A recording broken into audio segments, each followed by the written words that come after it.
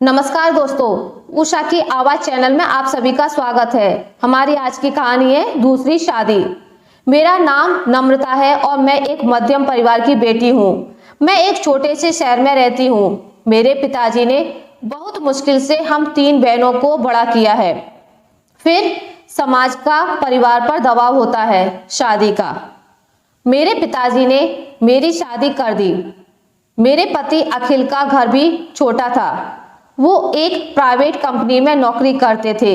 वो truck driver थे। Company का माल लाने ले जाने में अक्सर वो दूर दूर जाते थे। 2-3 दिन तक घर से बाहर ही रहते थे। अखिल के परिवार में उनके माता पिता और एक बड़ी बहन थी। बड़ी बहन की शादी तो हो गई थी, लेकिन कुछ मन मुटाव के चलते वो अभी भी हमारे साथ ही रहती है। सही बात तो मुझे नहीं बताई, लेकिन मैंने ज्यादा पूछा भी नहीं। मैं अक्सर घर में रहकर घर का काम करती थी। मेरे लिए घर का काम करना इतना मुश्किल नहीं था, क्योंकि ये काम तो मैं मेरे मायके में भी किया करती थी। पति भी स्वभाव के अच्छे हैं। अब मुझे ऐसा लगने लगा था कि इस घर से मेरा भाग्य जुड़ गया है, लेकिन मैंने जो सोचा वो नहीं हुआ। शादी के ठीक 6 महीने बाद ही मेरे पति का एक्सीडेंट हो गया। जैसे ही यह खबर आई, मैं बेसुध होकर जमीन पर गिर पड़ी और जब मैं होश में आई तब तक सब कुछ समाप्त हो चुका था। परिवार में एक ही बेटा और वो भी चल बसा, तो सोचो उस परिवार का क्या हो रहा होगा। मैं अभी भी उनके घर में ही थी और जैसा कि अक्सर होता है, मेरे लिए ताने शुरू हो गए। मैं इस घर के लिए शुभ नहीं रही थी। मेरी क्या हालत है मैं बता भी नहीं सकती। आंसू रुकने का नाम ही नहीं ले रहे थे। कुछ समय के बाद घर में खाने की समस्या होने लगी।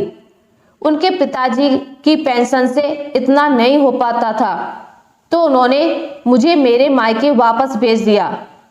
मेरे माता पिता भी अब बहुत परेशान थे। मेरी शादी के बाद वो अब छोटी बहन की शादी के लिए रिश्ता ढूंढ रहे थे, लेकिन अब घर में वापस मेरी दूसरी शादी की बात होने लगी। मेरे मन में कई सवाल थे। क्यों अब मुझे शादी करनी है? क्या मैं अकेले नहीं रह सकती? आखिर क्यों मेरे माता पिता फिर से मेरी शादी कराने की बात कर रहे हैं? इतनी तो मैं काबिल हूं कि अपना पेट भर सकती हूँ। यह बात जब मैंने मेरी माँ से की तो वो बोली, बेटा मैं और तेरे पापा कितने दिन के हैं, हमें तुझ पर तो पूरा भरोसा है, पर बेटा दुनिया का क्या करें।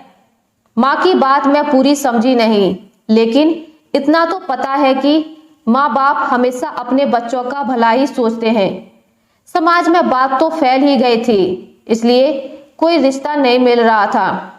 लेकिन फिर मम्मी ने अनिल जी के बारे में बताया। उनकी 7 साल की एक बच्ची है। उनकी पत्नी का भी स्वर्गवास हो गया है। उनकी एक दुकान है। घर में उनकी माता और एक बच्ची है। मम्मी मुझसे बोली, बेटा तू अगर कहे तो हम तेरी शादी फिर से इनसे करवा दें। मुझे पता था कि मम्मी पापा नहीं मानेंगे, इसलिए मैंने हाँ कर दी। फिर एक बार मैंने शादी कर ली। जिंदगी की यह अजीब बात मैंने देखी।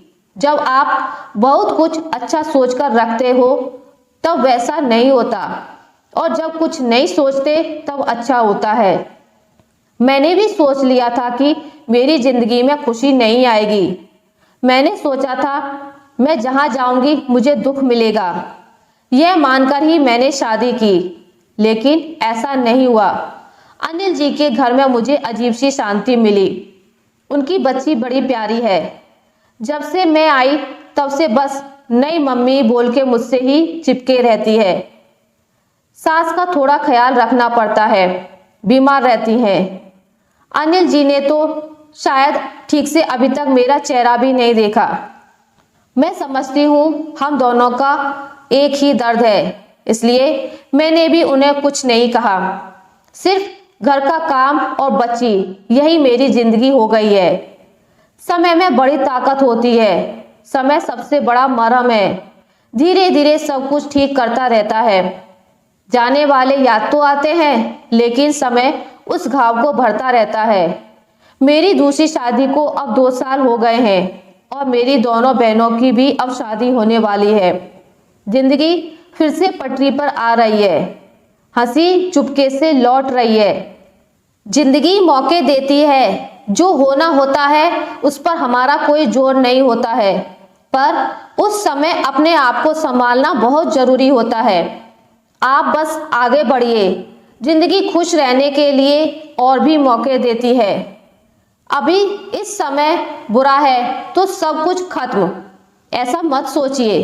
पन्ना पलटिए और आगे देखते जाइए, कुछ अच्छा होगा। आशा करती हूँ आपको मेरी आज की कहानी अच्छी लगी होगी। अगर आपको मेरी ये कहानी अच्छी लगी है तो इसे लाइक करें, ज़्यादा से ज़्यादा शेयर करें, और अगर आप मेरे चैनल पर नए हैं तो इसे सब्सक्राइब करना ना भूलें। मिलते हैं एक नई कहानी के साथ, तब तक के लिए नमस्कार।